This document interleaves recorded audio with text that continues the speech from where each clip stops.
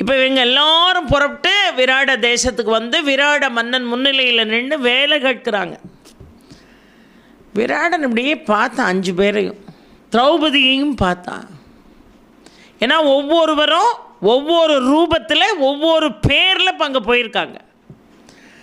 பார்த்த உடனே நீங்கள்லாம் பார்ப்பதற்கே அரசர்களைப் போல இருக்கிறீர்களே, என்னுடைய அவையில் உங்களால் என்ன வேலை செய்ய முடியும் அப்படின்னு கேட்டோன்னே தர்மன் சொன்னார், நான் உங்களுக்கு ஜோதிடம், சாஸ்திரம், அந்த சாஸ்திரத்தில் இருக்கக்கூடிய சாரங்கள், வேதத்தினுடைய சாரங்கள், நீதி நூல்களில் இருக்கக்கூடிய சாராம்சங்கள் எல்லாவற்றையும் உங்களுக்கு நான் எடுத்து சொல்வேன். உங்களுக்கு நேரம் போகணும்னு நினச்சா என்னை அழைத்தால் நான் உங்களோடு அமர்ந்து சொக்கட்டாடுவேன். சரி, உனக்கு வேலை. இப்போ அடுத்தாப்புல அர்ஜுனனை பார்க்கிறார். அர்ஜுனன் பார்ப்பதற்கு பெண்ணாகவும் இல்லாமல் ஆணாகவும் இல்லாமல் ரெண்டும் கலந்த ஒரு நிலையிலே நின்று கொண்டிருக்கிறார். நீ என்னப்பா பணிவிட செய்வ, உனக்கு என்ன வேலை வேணும், உனக்கு என்ன வேலை தெரியும் அப்படின்னு கேட்டார். இருக்கக்கூடிய அரசில் இருக்கக்கூடிய மங்கையர்கள் அத்துணை பேருக்கும் ஆடல் பாடல் என்கின்ற கலைகளை நான் மிக அருமையாக கற்றுக் கொடுப்பேன். இசை கருவிகளை வாசிக்க அவர்களுக்கு நான் சொல்லிக் கொடுப்பேன். உன் பேர் என்னன்னு கேட்டார். ரொம்ப அழகாக பிருகன்னழை என்று சொன்னார். பீமனை பார்த்து கேட்டார், உனக்கு என்ன தெரியும்னார். அருமையாக சமைப்பேனா, அவ்வளோ பக்குவமாக சமைச்சு உங்களுக்கு வாய்க்கு ருசியாக சாப்பாடு கொடுப்பேன். மீதம் இருக்கிற நேரம் பொழுதுபோக்கு வேணும்னு நினச்சிங்களா, வன விலங்குகளை எல்லாம் அடக்கி காட்டுவேன். மல்யுத்த வீரர்களோடு மல்யுத்தம் செய்து உங்களை மகிழ்விப்பேன். அப்படியா? இப்போ நகுலனை கேட்டார், நீ என்ன செய்வ? நான் மிக அருமையாக குதிரைகளை எல்லாம் பராமரிப்பேன். என் பேர் தாமகிரந்தி. அந்த குதிரை நோய்வாய்ப்பட்டிருக்கா, இல்லை அந்த குதிரை ஏன் சோகமாக இருக்குது, ஏன் நடக்க மாட்டேங்கி, ஏன் வேகமாக ஓடுது, எல்லாம் தெரிந்தவன் நான். சரியாக செய்வாத. இப்போ சகாதேவனை பார்த்து கேட்டார், உனக்கு என்ன தெரியும்? என் பேர் தந்திரி பாலன். பசுக்களை மிக அருமையாக நான் மேய்ப்பேன். இப்போ திரௌபதியை பார்த்து கேட்டார், பெண்ணே உன் பேர் என்ன? சைரந்தரி என் பேர். என்ன செய்வ? ராணி இருக்காங்கல்ல, அவங்களிலிருந்து இந்த அரசு அவையை சேர்ந்த அத்தனை பெண்களுக்கும் நான் ஒப்பனை செய்வேன். நான் அவர்களுடைய அந்தப்புறத்திலே மிகச்சிறந்த பணிப்பெண்ணாக நான் வலம் வருவேன். பொழுதுபோக்கு வேண்டும் என்று நினைத்தால் அவர்கள் மனம் குளிர கலகலப்பாக அவர்களோடு அமர்ந்து நான் பேசுவேன். எல்லாருக்கும் அங்கே வேலை கிடைச்சாச்சு. அவரவர்களுடைய பணிகளை மிக திறம்பட செய்தார்கள். ஆனால் அந்த சபையில் அங்கேயும் திரௌபதிக்கு ஒரு சோதனை காத்திருந்தது. விராட மன்னனுடைய மனைவியின் பேர் சுதேஷனை. அந்த சுதேஷனையினுடைய சகோதரன் பேர் கீசகன் என்று பார்க்கிறோம். இந்த கீசகன் தான் விராட நாட்டில் எல்லாம். கீசகனை கேட்காம அங்கே எதுவுமே நடக்காது. நிறைய பேருக்கு விராடன் தான் மன்னன்கிறதே தெரியாது. கீசகன் தான் மன்னன்னு நினைக்கிறாங்க. அவன் ஒரு படை தளபதி தான், அவன் அங்கே சேனாதிபதி. ஆனால் படைகளை மிக திறமையாக வைத்திருந்த காரணத்தினால் அவனால் எல்லாவற்றையும் சாதிக்க இயன்றது. எல்லாவற்றையும் சாதித்த காரணத்தினால் விராடனுக்கு கீசகன் மீது அளவு கடந்த அன்பு. மனைவியினுடைய சகோதரன், அது ஒரு பக்கம் அன்பு. அவனுடைய திறமை மீது மிகுந்த அன்பு. அவன் என்ன செஞ்சாலும் அவனை தட்டி கேட்குறதே இல்லை மன்னன். அதனால் கீசகன் நினச்சதை தான் என்ன செஞ்சான். இந்த கீசகன் இந்த பணியாட்களை எல்லாம் பார்த்தான். அவனுக்கு யார் மேலே கண்ணு தெரியுமா? சைரந்திரி என்கின்ற நாமத்திலே வலம் வந்து கொண்டிருக்கக்கூடிய திரௌபதியினுடைய அழகிலே மயங்கினான். திரௌபதியினுடைய அழகிலே மயங்கி பல முறை அவட்ட போய் தேவையில்லாத விஷயங்கள் எல்லாம் பேசினான். அவளும் நம்ம ஆத்திரப்பற்றக்கூடாது, பெரிய பிரச்சனை ஆயிரும், இந்த ஒரு வருஷத்துக்குள்ளே நம்மளை யாருன்னு காட்டிக்கிடக்கூடாது, அப்படி ஒரு நிர்பந்தத்தில் இருக்கிறோம், இந்த பிரச்சனையை எப்படி சமாளிக்க போகிறோமோ தெரியல அப்படின்னு கவலையோடு இருந்தாள். இந்த கீசகன் தினமும் அவளை தொல்லை செய்தான். ஒரு நாள் அவளை பலவந்தப்படுத்த முயற்சி பண்ணால் அவள் ஓடியே வந்துட்டா. அவளை எப்படியாவது அடைந்தே தீர வேண்டும்னு பலமுறை முயற்சித்தும் முடியலை. இப்போ நேராக சுதேஷன்கிட்ட வந்துட்டா. சுதேஷனை யார்? கீசகனுடைய சகோதரி. இப்போ கீசகன் தொடர்ந்து திரௌபதிக்கு தொல்லை கொடுத்து கொண்டிருந்தான். இப்போ சுதேஷனையிடம் கீசகன் வந்து சொன்னான், இந்த சைரந்திரியை நான் விரும்புகிறேன், அவளை நான் அடைய வேண்டும், அதற்கு ஒரு உபாயம் சொல்லுன்னு. அவள் சொன்னான், வேண்டாம், பணிப்பெண்ணா இங்கே வந்திருக்காங்க, உன்னுடைய தகுதி என்ன, ஒரு பணிப்பெண் மீது ஆசைப்படுவாய் என்று அவள் கேட்டாள். இதெல்லாம் முடியாது, அவளை நான் அடைந்தே தீரணும், அதுக்கு எனக்கு உபாயம் சொல்லு.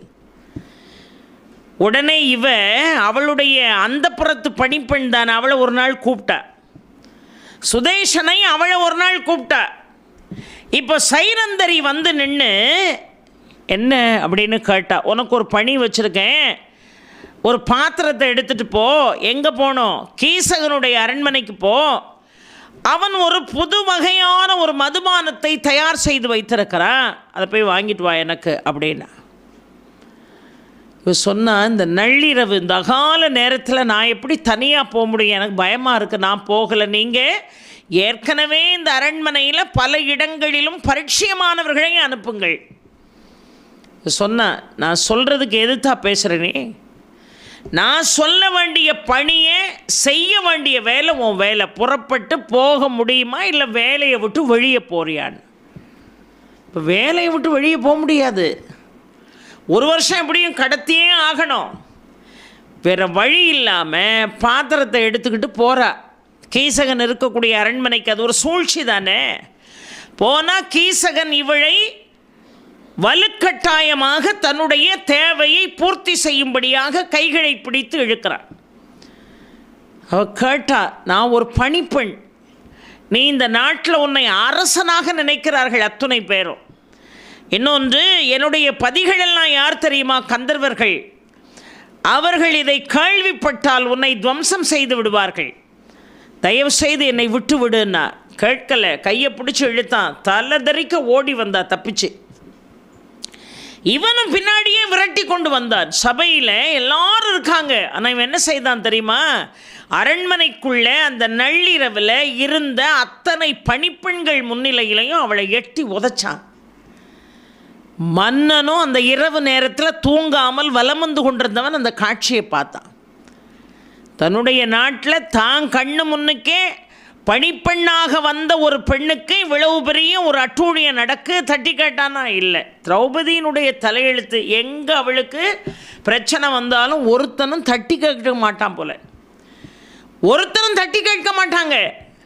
அப்படி ஒரு தலையெழுத்தோடு அவள் என்ன செய்திருக்கிறாள், பிறந்திருக்கிறாள். இப்போ காலால் எட்டி உதைச்ச அந்த பெண்ணு போய் அப்படியே கீழே விழுந்த. ஒருத்தர் அவளை தூக்கலை, ஒருத்தர் ஏன் கீசகா இப்படி செய்கிறேன்னு தட்டி கேட்கலை. ஏன்னா கீசகனை பார்த்தால் மன்னனிலிருந்து மக்கள் வரைக்கும் பயம். இன்னொன்று, கீசகன் மீது அளவு கடந்த அன்பு விராடனுக்கு, அதனால் அவனை கண்டிக்கிறதே இல்லை. மறுநாள் மீண்டும் அவளை தொடர்பு கொண்டான். சொன்னா, நேற்று மன்னன் முன்னாடி நீ அவமானப்படுத்தப்பட்டாய் என்னால். மன்னன் ஏதாவது தட்டி கேட்டானா? என்னுடைய சகோதரி ஏதாவது தட்டி கேட்டாளா? இல்லை யாருக்காவது தட்டி கேட்கக்கூடிய தைரியம் இருந்ததா? எனக்கு நீ கட்டுப்பட்டே ஆக வேண்டும் என்று சொன்னான். உடனே இதை எப்படி சமாளிக்கிறதுன்னு தெரியாமல் கண்ணீர் வெடித்த திரௌபதி நேராக பீமன்கிட்ட போய் இந்த விஷயத்தை சொன்னான். பீமன் சொன்னா, இனிமேலும் இதை பொறுத்துக்கிட முடியாது, ஏற்கனவே ஒரு அவமானம் வாழ்க்கையில் வந்தாச்சு, இனிமேலும் இதை போல ஒரு அவமானத்தை நீ சந்திக்க நான் ஒருபோதும் சம்மதிக்க மாட்டேன். மறைந்திருந்து வாழ்கிறதாவது இல்லாமல் போகிறதாவது எது நடந்தாலும் பரவாயில்ல, தர்மன் செய்து கொடுத்த சத்தியத்தை நான் மீறினாலும் பரவாயில்ல, கீசகனை விடமாட்டேனா அப்படின்னு அப்படியே அந்த பழைய கோபமும் மூர்க்கமும் அவனுக்கு பொழுது ஏற்பட்டது. கொதிச்சு போனான் பீமன். என்ன வந்த இடத்துலையும் நிம்மதி இல்லைன்னு. அப்போ திரௌபதி சொன்னாள், கொஞ்சம் அமைதியாக இருப்போம், நம்ம கோபத்தை வெளிப்படுத்திட்டோம்னு சொன்னால் நம்மளை யாருன்னு தெரிஞ்சு போகும். இதுவரைக்கும் நாம் என்ன காரியத்துக்காக பாடுபட்டோமோ அது கெட்டு போயிடும்.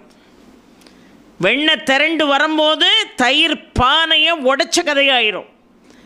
அதனால் நம்ம இதை மெதுவாகத்தான் அணுக வேண்டும், சூட்சமமாகத்தான் அணுக வேண்டும். என்ன இப்போ செய்யலாம்னு பீமன் கேட்டான். உடனே அவ சொன்னா, நான் இதற்கொரு உபாயம் வைத்திருக்கிறேன் அப்படின்னு சில விஷயங்களை பீமனிடம் சொன்னாள். பீமன் சரி என்று ஒப்புக்கொண்டான். அது என்ன உபாயம் அப்படின்னு கேட்டால், மறுநாள் கீசகனை சந்திக்கின்ற பொழுது இவன் ரொம்ப அழகாக திரௌபதி, அவள் பேர் என்ன, சைரந்திரின்னு பேர், அதை ஞாபகம் வச்சுக்கிடணும். திரௌபதி கீசகனை சந்திக்கின்ற பொழுது கீசகன் சொன்னான், நீ எனக்கு அடிபணிந்தே ஆக வேண்டும். என்னை மீறி இந்த அரண்மனையில் உன்னை யாரும் பாதுகாக்க மாட்டார்கள் என்று சொன்ன உடனே அவள் சொன்னான், நானும் அதை யோசித்து பார்த்தேன். உங்களை மீறி இங்கே எதுவுமே நடக்காது. நான் நியாய தர்மத்துக்கு கட்டுப்பட்டவ. யார்கிட்ட போய் சொன்னாலும் யாரும் எனக்கு ஆதரவாக செயல்படவில்லை. அதனால் நான் உங்களிடம் ஒரு வேண்டுகோள் வைக்கிறேன். உங்கள் ஆசையை நான் பூர்த்தி செய்கிறேன். யார்? திரௌபதி சொல்கிறா கீசகனிடம். உங்கள் தேவைகளை நான் பூர்த்தி செய்கிறேன். ஆனால் ஒரே ஒரு வேண்டுகோள், உங்களுக்கும் எனக்கும் உள்ள உறவு உங்களுடைய சகோதரி சுதேஷனைக்கு தெரியக்கூடாது, மன்னனுக்கு தெரியக்கூடாது, இங்கே இருக்கக்கூடிய அரண்மனையில் இருக்கக்கூடிய பணியாளர்கள் யாருக்கும் தெரியக்கூடாது. அதுக்கு நீங்கள் சம்மதிச்சா உங்கள் தேவைகளை பூர்த்தி செய்ய நான் தயார் என்று சொன்னேன். இது போதுமேண்ணா, ஏன் எல்லாருக்கும் தெரியணும்னு என்ன அவசியம் இருக்குது? இது போதுமே. நான் நினைத்தால் உன்னை மகாராணியாக மாற்றி விடுவேன்னா, அதுதான் வேண்டாம். என்ன நீ மகாராணியாக மாற்றினா என்னுடைய பதிகள் உன்னை சும்மா விட மாட்டாங்க. ஏன் இவர் மகாராணியாக மாற்றுகிறார், அப்போ இவளுக்கும் இவருக்கு இடையில் என்ன தொடர்பு என்று இந்த உலகமே பேசும். அதனால உனக்கும் எனக்கும் இடையிலான உறவு ரகசியமாக இருக்கணும். சம்மதமானா சம்மதம். நான் மீண்டும் எப்பொழுது சந்திக்கலாம்னா, இன்றைக்கு இரவு நள்ளிரவில் எல்லாரும் தூங்கின பிறகு நடன மண்டபத்திற்கு நான் வந்து விடுகிறேன். நடன மண்டபத்திற்குள்ளே உனக்காக நான் அலங்காரம் செய்து காத்திருப்பேன். நடன மண்டபத்தினுடைய நுழைவாயிலினுடைய கதவை உள்ள நான் தாழ் போடாமல் கதவை திறந்தே வச்சுருப்பேன். நீ வந்துரு அப்படின்னா. சரின்ட்டான். ரொம்ப சந்தோஷம். இப்பொழுது வெளியான யார்கிட்டையும் சொல்லக்கூடாது, யார்கிட்டையும் சொல்ல மாட்டேன். இப்போ நள்ளிரவில் கீசகன் புறப்பட்டு நடன மண்டபத்திற்குள்ளே போகிறார். அவள் சொன்னதை போலவே அங்கே கதவுகள் திறந்திருக்கிறது, தாழ்பாள் போடலை. உள்ளே போனால் அழகான அந்த நடன மண்டபத்தினுடைய மஞ்சத்திலே வெள்ளை நிற புடவை கட்டி மிக அழகாக படுத்திருக்கிறாள் திரௌபதி என்று நினைத்து கொண்டு அருகிலே வந்து அந்த வெள்ளை நிற ஆடை உடுத்திய நபரை தொட்டான். அவ்வளவுதான். படுத்திருந்தது திரௌபதி இல்லை, வெள்ளை நிற ஆடை கட்டி பெண்ணை போல சிகை அலங்காரம் செய்து படுத்திருந்தவன் பீமன். இதுதான் பீமனும் திரௌபதியும் ஒருத்தருக்கு இடையில் பேசி ஏற்படுத்திய உபாயம். இப்போ பீமன் படுத்திருக்கிறான், இவன் திரௌபதி நினைத்தவளை தொடுகிறான். எழுந்துட்டான் பீமன். எப்படி இருக்கும் அவனுக்கு ஆத்திரம். ரெண்டு பேருக்கு இடையில் கடுமையான சண்டை. கீசகனும் சாதாரணமானவன் அல்ல, மிகவும் பலம் பொருந்தியவன். ஆனால் மரத்தை பிடுங்கி வீசுவான், மலையை பிடுங்கி வீசுவான். யார்? பீமன். அவன் கையில் கீசகன் மாட்டுனா தப்பிக்க முடியுமா? அப்படியே பிடிச்சி அடித்து அவனை துவம்சம் பண்ண மாண்டு போனான் கீசகன். இப்பொழுது இப்போ ஒன்றுமே தெரியாத மாதிரி அரண்மனை கதவை மூடிக்கிட்டு நேராக ஓடி வந்து சமையலறையில் படுத்துக்கிட்டான். இப்போ திரௌபதி சத்தம் போட்டா. ரெண்டு பேரும் ஏற்கனவே முடிவு செஞ்ச விஷயந்தான் இது. இப்போ திரௌபதி எப்படி சத்தம் போட்டா, எல்லாரும் ஓடியாங்க. கீசகன் மாண்டு போனா. என்னிடம் தேவையில்லாமல் என் கைகளை பிடித்து இழுத்து என்னை மானபங்கம் செய்ய முயற்சி செய்த, அதனால் என்னுடைய பதிகள் கந்தர்வர்கள் வந்து அவனை கொன்று விட்டார்கள் என்று சத்தம் போட்டான். ஏன்னா ஏற்கனவே அந்த நள்ளிரவில் பணிப்பெண்கள் முன்னிலையில் காலால் எட்டி உதைச்ச காட்சியை எல்லாரும் பார்த்துருக்காங்க. அது மட்டும் இல்லை, தன்னுடைய கற்பை காப்பாற்றுவதற்காக எப்பொழுதுமே சக பணியாளர்களிடம் என்னுடைய பதிகளெல்லாம் வந்தாங்கன்னா யாராவது என்கிட்ட அட்டூழியம் பண்ணால் அவங்க கதையை முடிச்சிருவாங்கன்னு பல நாளாக சொல்லி வச்சுருக்கா. அதனால் இதை நம்புறது ஒன்றும் பெரிய ஆச்சரியம் இல்லை. ரொம்ப அழகாக சொல்கிறாள், என்னுடைய பதிகள் யாரை கொன்னுட்டாங்க? தப்பான எண்ணத்தோடு என்னை நெருங்கிய கீசகனை கொன்று விட்டார்கள் என்று அலறினாள். இப்போ கீசகன் மாண்டு போனான் என்று பார்க்கிறோம். அதற்கு பிறகு எல்லாரும் திரௌபதியை பார்த்தா பயந்தான். அவ பேர் சைரந்திரி. சைரந்தரிங்கிற பேரை கூட யாரும் உச்சரிக்கலை. யாரும் அவளுடைய அழகில் மயங்கினா அவனுடைய பதியாக விளங்கக்கூடிய கந்தர்வன் எந்த ரூபத்தில் நம்மளை அழிப்பானோன்னு மன்னனை விட, மன்னனுடைய மனைவியை விட பயத்தால் இவளுக்கு பயங்கர மரியாதைங்க. இந்த மக்கள்லேருந்து, அந்த அரண்மனை பணிப்பெண்கள்லேருந்து எல்லாரும் சுதேஷனையிடம் சொன்னார்கள். என்ன சொன்னாங்கன்னா, இவளை இனிமே பணியில் அமர்த்தாதீங்க,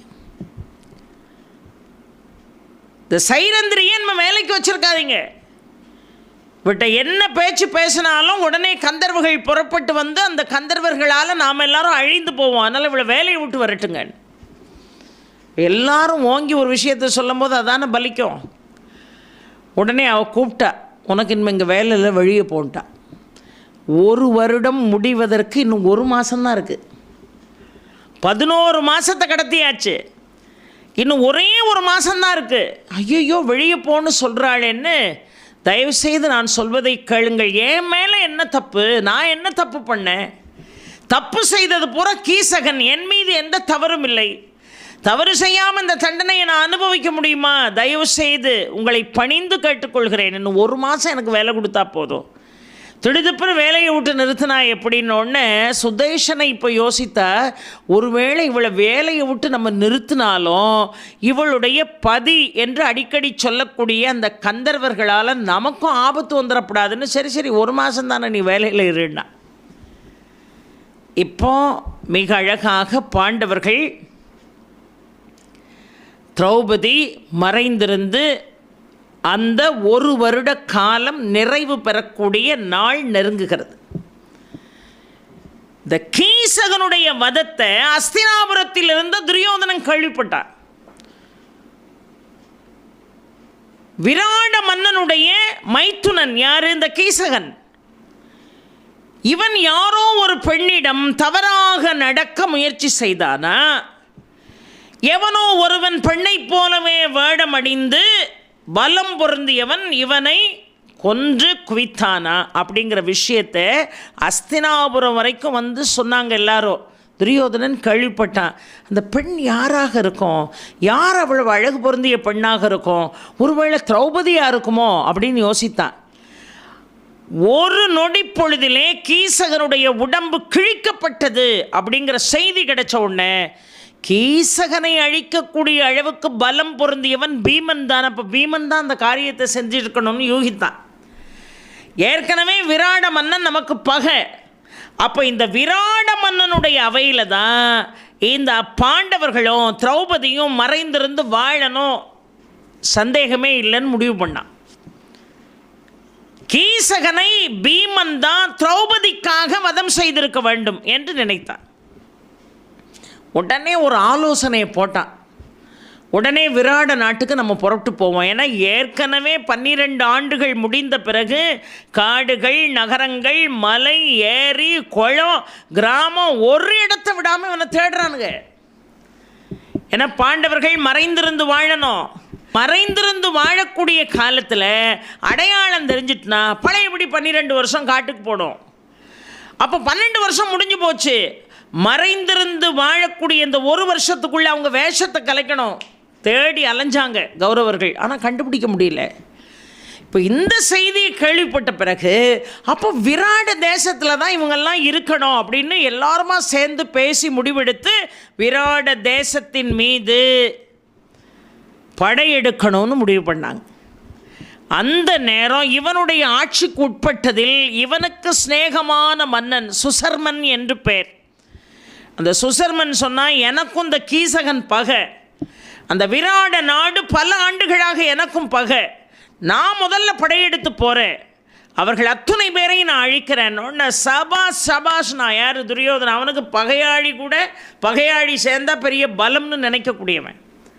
அவன் சொன்னான், நான் நேராக புறப்பட்டு விராட நகரை நோக்கி சென்று அந்த விராட நாட்டினுடைய தென் பகுதியை நான் அழிக்கிறேன், ஆநிரைகள் அத்தனையும் கவர்ந்து வருகிறேன், அந்த தேசம் முழுவதும் வறண்ட நிலம் போல் மாற்றிவிட்டு வருகிறேன், செழிப்புக்கள் அத்தனையும் அழிக்கிறேன்னா. அப்போ துரியோதனன் சொன்னால், இந்த விராட நாட்டை நோக்கி படையெடுக்கக்கூடிய நீ நேராக போய் தெற்கு பகுதியில் இருக்கக்கூடிய அத்தனை இடங்களையும் ஆக்கிரமி, ஆநிரைகளையெல்லாம் கவர்ந்து வா, எவன் உன்னை எதிர்த்து வந்தாலும் அவனை பூரா நீ அழி. நாங்கள் அதே நேரம் வடக்கு புறத்தில் சண்டைக்கு தயாராகிறோம். நீ தெற்கு பக்கத்தில் சண்டை போட்டுக்கிட்டு இருக்கும்போது இந்த விராட மன்னன் அவனை சார்ந்த அத்தனை பேரும் அந்த தெற்கு பகுதி மேலே மட்டும்தான் கவனம் செலுத்துவாங்க. அந்த நேரம் வடக்கு பகுதியிலே கௌரவர்கள் நாங்கள் நின்று விராட தேசத்தின் வடக்கு பகுதி முழுவதையும் நாங்கள் அழிக்கிறோம் அப்படின்னு 2 பேரும் திட்டம் தீட்டி இப்போ சுசர்மன் நேராக புறப்பட்டு தெற்கு பகுதிக்கு போய் அங்கே உள்ள ஆநிரைகளை எல்லாம் அழித்து, அங்கே இருக்கக்கூடிய தோட்டங்களை எல்லாம் சீரழித்து, கொஞ்சம் கொஞ்சமாக முன்னேறி விராட மன்னனை தோற்கடிப்பதற்கு முயற்சி செய்தான். விராட மன்னன் இப்பொழுது சுசர்மன் படையெடுத்து வருகிறான் என்று தெரிந்த உடனே இப்போ தர்மன் சொன்னார் பாருங்க, நீ ஒன்றும் கவலைப்படாத, சுசர்மன் உன் நாட்டின் மீது படையெடுத்து வருகிறான், நீ கவலைப்படாத, பார்க்குறதுக்கு தான் நான் அந்தணன், ஆனால் எனக்கும் எல்லா சத்திரிய வித்தைகளும் தெரியும். தர்மன் சொல்கிறார், எனக்கும் எல்லா சத்திரிய வித்தைகளும் தெரியும், பார்ப்பதற்கு சாதுவாக இருக்கிறானே நினச்சிடாத. யாரை பார்த்து சொல்கிறான்? விராட மன்னனை பார்த்து. உனக்கு ஒரு பிரச்சனைன்னா ஆயுதம் ஏந்தி நான் போர் செய்வேன்.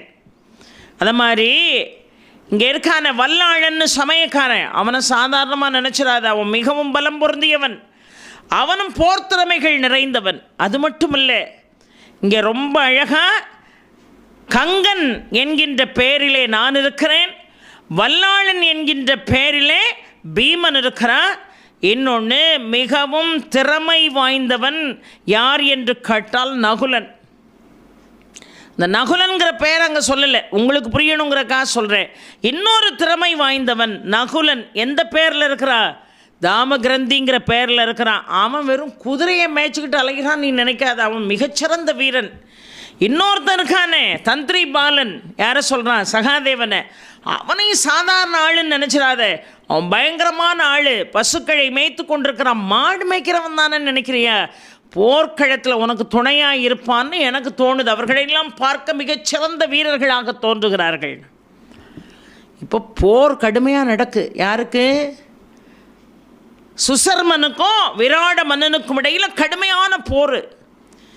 இப்போ கொஞ்சம் கொஞ்சமாக சுசர்மன் முன்னேறி விராட மன்னனை தோற்கடித்து அவன் கையையும் காலையும் கட்டி அவனை இப்பொழுது தேரில் தூக்கி போட்டு கொண்டுட்டு போகிறான். விராட மன்னன் சுசர்மனால் பிடிக்கப்பட்டான் என்று தெரிந்த உடனே படைகள் எல்லாம் சிதறி ஓடுது. இந்த நேரம் தர்மன் பீமனை பார்த்து சொன்னார், என்னப்பா அமைதியாக இருக்க, போய் விராட மன்னனை மீட்டு கொண்டு வா. உடனே புறப்படுகிறேன் அப்படின்னு அந்த மரத்தெல்லாம் பிடுங்க ஆரம்பித்தான். உன் வேலையை காட்டாதப்பா, உன்னை யாருன்னு எல்லாருக்கும் தெரிஞ்சு போயிடும், ஒரு மன்னனை போல போர் செய் அப்படின்னு சொன்னோன்னே தேரின் மீது ஆரோகணித்து பீமன் போய் சுசர்மனனை வீழ்த்தி இப்பொழுது விராடனை மீட்டு கொண்டு வந்தார். விராடனை மீட்டவுடன் படைகள் அத்தனையும் ஒன்று திரண்டு மிகுந்த மகிழ்ச்சிக்குள்ளானார்கள். இப்பொழுது வெற்றி வெற்றி என்கின்ற வெற்றி கழிப்பு எங்கு பார்த்தாலும் அந்த நகரத்திலே இருக்கிறது. ஆனால் என்ன நடக்கிறது? வடக்கு பகுதியில் கௌரவர்கள் இப்பொழுது ஆக்கிரமிப்பு செய்து வந்து நின்றார்கள். இதை கேள்விப்பட்டு திரௌபதி நேராக புறப்பட்டு, யார்? பேர் என்னது? சைரந்திரி அவ பேர். அவள் நேராக புறப்பட்டு யாருக்கிட்ட வந்தா தெரியுமா? உத்தரையிடம் வந்தாள். அந்த உத்தரை யார்? விராட மன்னனுடைய மகள். இந்த உத்தரையிட்ட வந்து சொன்னால், தென்புலத்தில் சண்டை நடந்துச்சுன்னு சண்டையிலேருந்து இப்போந்தான் வல்லாளன் புறப்பட்டு போய் அத்தனை பேரையும் துவம்சம் பண்ணி விராட மன்னனை மீட்டு கொண்டு வந்திருக்கிறான். அதற்கிடையில் வடக்கு பகுதியில் கௌரவர்கள் எல்லாம் படையெடுத்து வந்திருக்காங்களாம். அதை எப்படி சமாளிக்க போகிறோன்னு தெரியல அப்படின்னோன்னு அப்படியே பதர்னா உத்தரை. இப்பொழுது வடக்கு பகுதியில் கௌரவர்கள் அத்துணை பேரும் எதிர்த்து போரிட வருகை தந்திருக்கிறார்கள் என்று கேள்விப்பட்டார்கள். எப்படி கேள்விப்பட்டாங்க? வடக்கு பகுதியில் இருந்த ஆனிரைகள் அத்தனையும் கௌரவர்கள் கைப்பற்றினார்கள். இந்த பசு கூட்டங்களை பூரா கைப்பற்றினாங்க. அந்த பசு கூட்டத்தினுடைய தலைவன் கோபாலன் ஓடி வந்து விராட மன்னனுடைய மகன் உத்தரன், அந்த உத்தரன்ட்ட வந்து சொன்னாங்க, இப்படி ஆனிரைகளை எல்லாம் கௌரவர்கள் கவர்ந்து கொண்டு சென்று விட்டார்கள். உடனே அவன் சொன்னான், நான் கௌரவர்களை எளிதில் வீழ்த்திடுவேன். கௌரவர்களுக்கு பகை யாரு? பாண்டவர்கள். அந்த பாண்டவர்களில் வில்லுக்கு விஜயன் ஒருவன் இருக்கிறானே அர்ஜுனன், அவனை போல போரிடுவேன். இங்கே தான் எல்லாரும் இருக்காங்கிற விஷயம் தெரியல. அவனை போல போரிடுவேன். ஆனால் என்ன, தேர் சாரதி இப்போ இல்லை. தேர் சாரதி இருந்தால் நான் இப்பொழுது உடனடியாக புறப்பட்டு சென்று விடுவேன் அப்படின்னு சொன்ன உடனே நேராக திரௌபதி ஓடி போய் விராட மன்னனுடைய மகள் இருக்கான்ல உத்தரை, அந்த உத்தரையிட்ட போய் சொன்னால், இப்போ உன்னுடைய சகோதரன் வடக்கு பகுதியில் நின்று நம்முடைய இடத்தை ஆக்கிரமிப்பு செய்து வைத்திருக்கக்கூடிய கௌரவர்களுடைய சேனைகளை வீழ்த்துவதற்கு தயாராக இருக்கிறான். ஆனால் தேர் சாரதி இல்லை. அவனே தேரை ஓட்டிக்கிட்டு அவனே போர் செய்ய முடியுமா? முடியாத காரியம். தேர் சாரதி இருந்தால் இப்போ புறப்பட்டு போயிடுவேன்னு சொல்கிறான்னொன்னே, யாரை தேர் சாரதியாக நியமிக்கலான்னொன்னே எனக்கு ஒரு ஆலோசனை தோன்றுகிறது, நான் சொல்லவா அப்படின்னு இப்போ சைரந்திரி என்கின்ற திரௌபதி ரொம்ப அழகாக உத்தரையிட்ட சொன்னா, எல்லாருக்கும் ஆடல் பாடல் சொல்லி கொடுக்குறாளே. ஓ பேர் என்ன? ரொம்ப அழகான ஒரு பேர், பிரு கண்ணழை என்று பேர். ஆணாகவும் இல்லாமல் பெண்ணாகவும் இல்லாமல் இருக்கக்கூடிய பிரு கண்ணழை மிகவும் திறமை வாய்ந்தவள். தேர் ஓட்டுறதில்ல. அவளை வேணா அனுப்புவோமான்னு கேட்டா. அவள் ஆடல் பாடல் இசைக்கருவிகளை மீட்டுறவளுக்கு தேர் எப்படி ஓட்ட தெரியும்னா, அப்படி நினைக்கக்கூடாது. இந்த பாண்டவர்களில் அர்ஜுனன் ஒருத்தன் இருக்கானாம்ல, அந்த அர்ஜுனனுக்கே பல வில்வித்தைகளை இவள் சொல்லி கொடுத்தாளாம். அந்த அர்ஜுனனுக்கே தேர் சாரதியாக போனாளாம். சாதாரணமானவள் அல்ல, பாண்டவர்களுடைய தேர் சாரதியை விட திறமை வாய்ந்தவள் அப்படின்னு சொன்னோன்னு, அப்படியா சரி புறப்பட்டு போகலாம் அப்படின்னு நேராக ஓடோடி வந்து யாரை சந்தித்தார்கள்? பிரு கண்ணழையை சந்தித்தார்கள். நீ தான் தேர் ஓட்டிக்கிட்டு போகணும். முதல்ல அவள், ஐயோ என்னாலெல்லாம் முடியாதே அப்படின்னா. அர்ஜுனன் தானே அது. என்னாலெல்லாம் முடியாதே அப்படின்னா, வேறு வழியே இல்லை, நீ தான் தேர் ஓட்டிகிட்டு போகணுன்னொன்னே அவன் இருக்கான் பாருங்க, உத்தரையினுடைய சகோதரன் உத்தரன் சொன்னான், ஒரு நொடி பொழுதில் கௌரவர்கள் எல்லாம் அர்ஜுனனை போல அழிச்சிருவேன், உனக்கு தேர் ஓட்டுறதுக்கு என்ன பயம், வான்னு கூட்டிகிட்டு போனான். இப்போ பிரு கண்ணழை தேர் ஓட்டுகிறான். யார் பிரு கண்ணழை? யார்? அவன் தான் அர்ஜுனன். இப்போ தேர்தட்டில் உட்கார்ந்துருக்கான். யார்? விராடனுடைய மகன் உத்தரன். இப்போ தேர் போய்கிட்டே இருக்குது, வடக்கு பகுதியை நோக்கி போகுது. ஒரு குறிப்பிட்ட எல்லையை அடைந்த போது அந்த காட்சியை பார்த்த உடனே உத்தரன் அப்படியே நடுங்க ஆரம்பித்தான். அத்தனை பேரும் தேர் மீது நின்றவர்கள் யார் தெரியுமா? ஒரு புறம் துரியோதனன், ஒரு பக்கம் கர்ணன், ஒரு பக்கம் துரோணர், இன்னொரு பக்கம் பீஷ்மர். எல்லாரும் சூழ்ந்து நின்றார்கள். எல்லாரும் சூழ்ந்து நின்றார்கள். இந்த காட்சியை பார்த்த உடனே உத்தரனுக்கு ஒன்றும் ஓடலை. ஒன்றும் ஓடலை இவனுக்கு. இவன் சொன்னான், போரும் வேண்டாம் ஒன்றும் வேண்டாம், நகரத்தை நோக்கி வண்டியை திருப்புன்னா. இவ்வளோ தூரம் வந்த பிறகு நாட்டை நோக்கி வண்டியை திருப்புன்னு சொல்கிறியப்பா, அவர்களோடு போரிடு, நீ தான் அர்ஜுனன் மாதிரி போர் செய்வேன்னு சொன்னில்ல, போய் போரிடுன்னா. தெரியாமல் சொல்லிட்டேன். அங்கே பெண்கள் கூட்டம் நிரம்ப இருந்தது. அவர்களிடம் பேரையும் புகழையும் பெற வேண்டும் என்பதற்காக கொஞ்சம் வார்த்தையை விட்டுட்டேன். என்னால் இவர்களை எதிர்கொள்ள முடியாது, நல்லா இருப்பேன், வண்டியை திருப்புன்னா. அப்போது இந்த சம்பாஷணையை தூரத்துலேருந்து பார்க்குறார் துரோணர். அந்த சம்பாஷணையை பார்த்துட்டு சொன்னார், ஒருவேளை இவன் அர்ஜுனனாக இருக்குமோ. யாரை? தேர்சாரதியை பார்த்து, இவன் அர்ஜுனனாக இருக்குமோ. பார்ப்பதற்கு பெண் ரூபத்திலே இருக்கிறான், ஆனால் அத்தனை புருஷ லட்சணங்களும் இவனிடம் இருக்கிறதே, இவன் எப்படி பெண்ணாக இருக்க முடியும்? இவன் அர்ஜுனனாகத்தான் இருக்கணும்னு துரோணர் நினச்சாரு. பக்கத்தில் இருந்து கர்ணன் சொன்ன, என்ன துரோணாச்சாரியாரே, அர்ஜுனனை கொண்டு போய் இந்த பெண்ணும் இல்லாமல் ஆணும் இல்லாமல் இருப்பவனோடு கொண்டு ஒப்பிடுகிறீர்களே, அவன் எவ்வளோ நளினமாக இருக்கிறான். அர்ஜுனன் எப்படி பலசாலியாக இருப்பான், வீரனாக இருப்பான், இவனிடம் ஒரு நளினம் தென்படுகிறதே. இவனை தேர் சாரதியாக பயன்படுத்தி விராடனுடைய மகன் இங்கே வந்தான், இத்தனை பேர் நம்ம நிற்போன்னு அவன் எதிர்பார்க்கல. இது அர்ஜுனனாக இருக்க 100% வாய்ப்பே இல்லை, இது உங்களுடைய கற்பனை என்று சொன்னான். இவன் என்னன்னா, தயவு செய்து என்னை கொண்டு போய் நாட்டுக்குள்ளே விட்டுருங்க சொல்லி சொல்லி பார்த்தான். இவன் சொன்னான், இல்லை இவர்களெல்லாம் அழிக்காமல் நாம் இந்த இடத்த விட்டு புறவிட்டு போகிறதில்லை, நான் முன்ன வச்ச காலை பின்ன வைக்கக்கூடாதுன்னா இவன் தலை தெறிக்க தேரை விட்டு இறங்கி ஓடியே போயிட்டான். இப்போ உத்தரன் ஓடுறான், பின்னாடியே விரட்டிக்கிட்டு போகிறான். யார்? பிரு கண்ணழை ரூபத்தில் இருக்கக்கூடிய அர்ஜுனன் பின்னாடியே விரட்டிக்கிட்டு போய் புறமுதுகு காட்டி ஓடுறது எவ்வளவு கேவலம் தெரியுமா? மரணத்தை கூட தழுவி விடலாம். புறமுதுகு காட்டி ஓடக்கூடாது, வா அப்படின்னு பழையபடி கூப்பிடுறான். அவன் நான் வரமாட்டேங்க, ஆனிரைகள் போனா என்ன, நாடு போனா என்ன, நகரம் போனா என்ன, இவர்கள் கையால் என்னால் சாக முடியாது, வடக்கு பகுதி முழுவதையும் அவங்க எடுத்தாலும் பரவாயில்லன்னு ஓடுனான். பிடிச்சி வலுக்கட்டாயமாக தூக்கி தேர் மேலே உட்கார வச்சு சொன்னாங்க, பாரு இப்போ நான் தேர் சாரதி, நீ தான் அவர்களோடு போரிடணும், அதனால தான் நான் பயப்படுறேன். வேண்டாம், நீ தேர் சாரதி ஆயிரு, நான் போர் செய்கிறேன், நீ தேரை மட்டும் ஓட்டிக்கிட்டு வாப்பா, நான் போர் செய்கிறேன் அப்படின்னோடனே சரின்னா. இந்த காட்சியை பழையபடியும் துரோணர் பார்க்குறாரு. இது அர்ஜுனனை போலல்லவா இருக்கிறான். ஏன்னா 13 வருஷம், 13வது வருஷம் இந்த அஞ்ஞாத வாசம், இந்த ஒரு வருஷத்துக்குள்ளே இவங்களை அடையாளம் பார்த்துட்டா. பழையபடி 12 வருஷம் காடு. இது அர்ஜுனனாக இருக்குமோன்னா துரியோதனன் சொன்னால், அர்ஜுனனாக இருந்தால் ரொம்ப சந்தோஷம், அவன் வேஷம் இந்த 13 ஆண்டுகள் முடிகிறதுக்குள்ளே கலைந்து போகிறது, கலைந்து போனால் பழையபடி பாண்டவர்கள் திரௌபதியை கையில் பிடிச்சிக்கிட்டு காட்டுக்கு தான் போகணும், எது நடந்தாலும் நமக்கு நன்மை தான், நமக்கு ஒன்றும் பிரச்சனை இல்லைன்னா. துரோணர் அப்படியே மெதுவாக பீஷ்மர்கிட்ட அப்படி கண்ணை காட்டினார், இது அர்ஜுனன் தான்னார். எல்லாரும் ஆயத்தமாக இருந்தார்கள், இது அர்ஜுனனாகத்தான் இருக்கணும்னு. இவன் நேராக அவனை பிடிச்சி, நீ ஒன்றும் அவர்களோடு போர் செய்ய வேண்டாம், நீ தேர் சாரதியாக மட்டும் இருந்தால் போதும், நான் அவர்களோடு போர் செய்கிறேன், இப்பொழுது நான் சொல்லக்கூடிய இடத்துக்கு தேரை செலுத்து, அதோ ஒரு வன்னி மரம் தெரிகிறதே, அந்த வன்னி மரத்துக்கிட்ட கொண்டு தேரை நிறுத்துனா. இப்போ நேராக உத்தரன் என்ன செய்தான், தேரை ஓட்டிக்கிட்டு வந்து வன்னி மரத்துக்கிட்ட நிறுத்தினான். மேலே தொங்குது பாரு ஒரு மூட்டை, அந்த மூட்டையை இறக்கிட்டு வான்னா. இதை நான் பல நாள் பார்த்துருக்கேன், இது ஏதோ பிணத்தை கட்டி தொங்க விட்டுருக்குன்னு நாங்கள்லாம் பேசிக்கிடுவோம், இது என்னது அப்படின்னு கேட்டான். நீ இறக்கிட்டு வா அந்த மூட்டையன்னா. அந்த மூட்டையை இறக்கி கொண்டு வந்தா. அந்த மூட்டையை பிரித்து பார்த்தால் கண்ணே ஜொலிக்கக்கூடிய அளவிற்கு உள்ள அத்தனையும் ஆயுதங்கள்.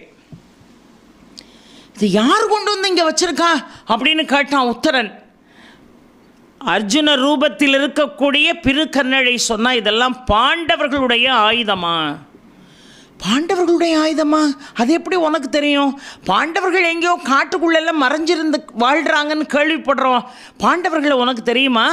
பாண்டவர்களுடைய ஆயுதம் இந்த வன்னி மரத்தில் தான் இருந்ததுன்னு உனக்கு எப்படி தெரியும்? அப்படியே கேள்விக்கு மேலே கேள்வி கேட்டான் பாருங்க. அந்த பக்கத்தில் என்னன்னா, துரோணர் இவர் தான் அர்ஜுனன்னு நினைக்கிறாரு, பீஷ்மர் இவர் தான் அர்ஜுனன் நினைக்கிறார், கர்ணன் இவன் அர்ஜுனனாக இருப்பானா வேறு யாராவதா என்று அவன் குழம்பி கொண்டிருக்கிறான்.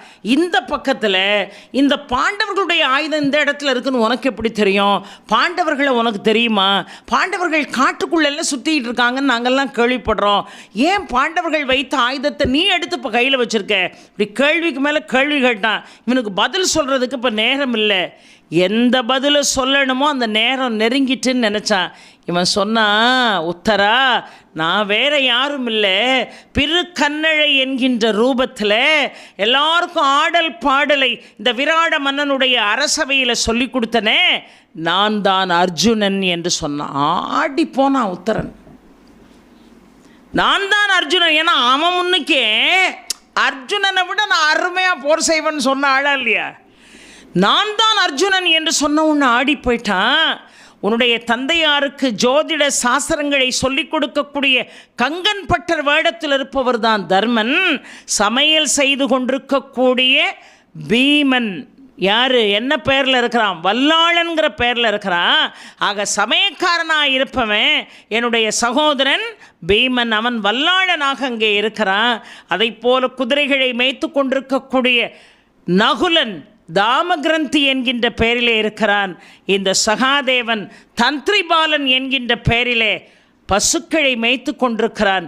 இந்த திரௌபதி வேறு யாரும் அல்ல, உங்கள் அரசவையிலே பணிப்பெண்ணாக இருக்கிறாளே, பணிப்பெண்ணாக இருக்கக்கூடிய சைரந்திரி தான் திரௌபதி அப்படிங்கிற விவரத்தை சொல்லி, தர்மன் இங்கே உன்னுடைய தந்தைக்கு நெருங்கிய நண்பன், பீமன் இங்கே சமையல்காரன், நான் இங்கே என்னவா இருக்கிறேன், ஆடல் பாடலை சொல்லி கொடுக்குற ஆளாக இருக்கிறேன், நகுலன் என்னவா இருக்கிறான், குதிரையை பராமரிக்கக்கூடியவனாக இருக்கிறான், சகாதேவன் பசுக்களை மேய்க்கிறா, திரௌபதி இந்த அந்தப்புறத்திலே பணிப்பெண்ணாக இருக்கிறாள்னு உடம்பெல்லாம் ஆட ஆரம்பிச்சிட்டு உத்தரனுக்கு.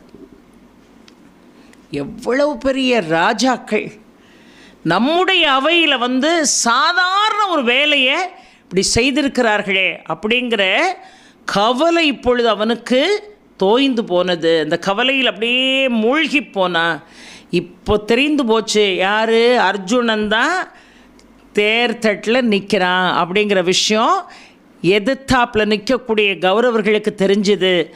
ஆகா, 13 ஆண்டு நிறைவு பெறுவதற்குள்ளாக இவன் வேஷம் கலைந்து விட்டது என்று ஆவலோடு காத்திருக்கக்கூடிய துரியோதனன் ஒரு புறம், இந்த பக்கம் ரொம்ப அழகாக அந்த விராட நாட்டையே காப்பாற்ற வேண்டும் என்று துடிக்கக்கூடிய அர்ஜுனன் ஒரு பக்கம். இப்போ எதிர்த்தாப்பில் இது அர்ஜுனனாக இருக்குமா, இல்லை ஆணும் இல்லாத பெண்ணும் இல்லாத ஒரு ரூபமாக இது இருக்குமாங்கிற குழப்பத்தில் கர்ணன் இருந்து கொண்டிருக்கிறான். குழப்பம், இது சரியா தவறாங்கிற குழப்பத்தில் துரியோதனன் இருந்து கொண்டிருக்கிறான். இந்த நேரம் என்ன செய்தான், பெண் வேடத்தில் நீண்ட கேசத்தோடு இருக்கக்கூடிய, கைகள் முழுவதும் வளையல் அணிந்து நின்று கொண்டிருக்கக்கூடிய அந்த பெண் வேடத்தில் இருந்த அர்ஜுனன் சங்கெடுத்து ஊதுனான். இந்த வேஷத்தை கலைக்கிறதுக்கு முன்னாடி நல்லா கவனிக்கணும், இந்த பெண் வேஷத்தை கலைக்கிறதுக்கு முன்னாடி அந்த பெண் வேஷத்தோடே சங்கெடுத்து ஊதுனான். சங்கெடுத்து ஊதிட்டு வளையலை பூரா கழத்தி வீசினான். நீளமாக கண்ணுக்கு புலப்படக்கூடிய அந்த கேசத்தை எடுத்து நல்லா சுருட்டி தலை மேலே வச்சுக்கிட்டான். இப்பொழுது அந்த கவசத்தை எடுத்து, போர்க்கவசத்தை எடுத்து போட்டு அம்புகளை அனுப்ப வேண்டும் என்பதற்காக தன்னுடைய காண்டிபத்தில் நாணேற்றினான். பாருங்கள், அந்த சப்தம் அர்ஜுனனுக்கு மட்டுமே உரித்தான சப்தம். துரோணர் உணர்ந்தார் அதை. இந்த காண்டிபத்தில் நாணேற்றுகின்ற பொழுது வரக்கூடிய சப்தம், இது அர்ஜுனன் தான் இந்த காண்டிபத்திலே நாணேற்றுகிறான் என்பதை துரோணரும் பீஷ்மரும் அங்கிருந்தவர்களும் புரிந்து கொண்டார்கள் என்று சொன்னார். சாதாரணமானவன் அல்ல இந்த அர்ஜுனன். இப்பொழுது என்ன செய்தான், அந்த அம்பை எடுத்து முதல்ல பீஷ்மருடைய பாதங்களுக்கு அருகில் அம்பு பிரயோகம் செய்தார். துரோணாச்சாரியாருடைய பாதங்களுக்கு அருகிலே அம்பு பிரயோகம் செய்தார். கிருபாச்சாரியாருடைய பாதத்தின் அருகிலே அம்பு பிரயோகம் செய்தார். என்ன பொருள், உங்களை என் அம்பால் நான் வணங்குகிறேன் என்று பொருள். அம்பால் நான் வணங்குகிறேன் என்று பொருள். துரியோதனன் அப்படியே மகிழ்ச்சியில் தத்தளித்தான். ஆகா, 13 வருஷம் முடிகிறதுக்குள்ள அர்ஜுனனுடைய வேஷம் கலைஞ்சு போச்சு. பழையபடி 12 வருஷம் இவங்க எல்லாரும் காட்டுக்கு போகணும்னு துள்ளி குதிச்சான். கர்ணன் ஒரு பக்கம் துள்ளி குதிச்சான். ஆனால் அர்ஜுனன் கவலைப்படவே இல்லை. இதுக்கிடையில் ஏதோ ஒரு ஆபத்து இவனால் நிகழப்போகிறது என்பதை உணர்ந்த துரோணர் சொன்னார், படைகளை 4ஆக பிரித்து அந்த ஒரு படையிடம் துரியோதனனை ஒப்படைத்து துரியோதனனை அழைத்து கொண்டு, பத்திரமாக அழைத்து கொண்டு நீங்கள் அஸ்தினாபுரம் செல்லுங்கள். ஏற்கனவே நாம் கவர்ந்த ஆனிரைகள் அத்தனையும் ஒரு பகுதியை சார்ந்த வீரர்கள் எடுத்துக்கொண்டு எங்கே போகணும், அஸ்தினாபுரத்துக்கு போகணும்னு அதை மிக அழகாக வரிசைப்படுத்தினார். பாருங்கள் துரோணர். அப்போ சொன்ன அர்ஜுனன், இங்கே பீஷ்மர் நிற்கிறார், இங்கே துரோணாச்சாரியார் நிற்கிறார், இங்கே கிருபாச்சாரியார் நிற்கிறார். இப்போ இவர்களை எதிர்ப்பது நம்முடைய வேலை அல்ல. ஆனிரைகளை கவர்ந்து கொண்டு துரியோதனனை காப்பாற்றி கொண்டு செல்கிறானே, அந்த போர் படைகளை நோக்கி முதல்ல உன் தேர செலுத்தினா. இப்போ துரியோதனனை விரட்டி கொண்டே வருகிறது. யாருடைய தேர்? அர்ஜுனனுடைய தேர் விரட்டி கொண்டே வருகிறது. தானிரைகள் அத்தனையும் கவர்ந்தான் அர்ஜுனன். அடுத்தாப்புல துரியோதனனுக்கு தான் இவனால் ஆபத்துன்னு தெரிந்த கிருபாச்சாரியார், துரோணாச்சாரியார், பீஷ்மர் எல்லாரும் புறப்பட்டு வந்து அப்படியே துரியோதனனை சுற்றி வளைத்து அவனை காப்பாற்றினார்கள் என்று பார்க்கிறோம்.